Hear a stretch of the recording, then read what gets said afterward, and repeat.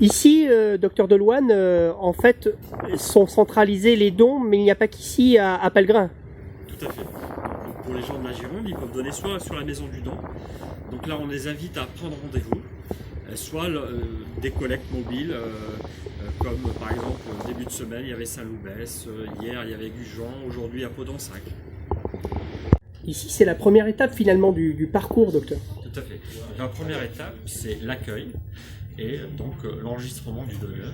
Avec l'afflux des donneurs, on a décidé de créer deux filières, une filière d'inscription et d'accueil et une filière pour reprendre des rendez-vous ou donner un rendez-vous pour une personne qui se présente sans rendez-vous.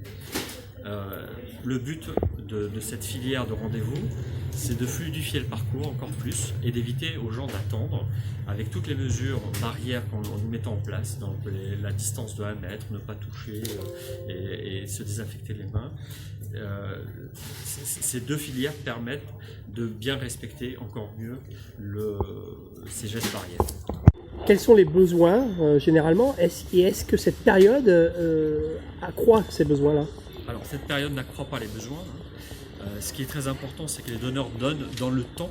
Donc c'est pour ça qu'on les invite à prendre rendez-vous, à se déplacer sur les collectes comme ils faisaient avant et être dans la régularité. Il n'y a pas plus de besoin aujourd'hui qu'hier.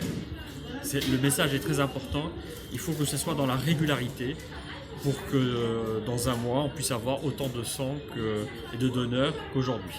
Et quelle est votre capacité justement de prélèvement? Alors la capacité, on l'adapte en fonction des journées. Et avec les rendez-vous, on arrive aujourd'hui, on est entre 150 et 200 passages. Donc, et cela, on essaie de l'adapter jour après jour. Dans la salle de pause, l'étape finale. La collation. La collation. Quelles sont les informations à faire passer? Comment il faut faire pour prendre rendez-vous?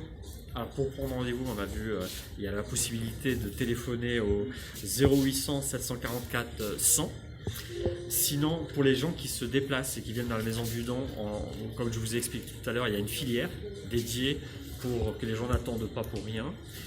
Alors, il y a des conditions quand même très importantes, je les rappelle simplement, il faut avoir plus de 18 ans, jusqu'à 70 ans révolus, plus de 50 kg, être en bonne santé. Et alors actuellement avec le Covid-19, il faut éviter, dès qu'on a une suspicion d'un syndrome grippal, de se déplacer.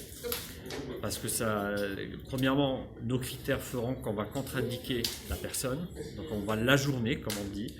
Et deuxièmement, il y a un risque quand même contact.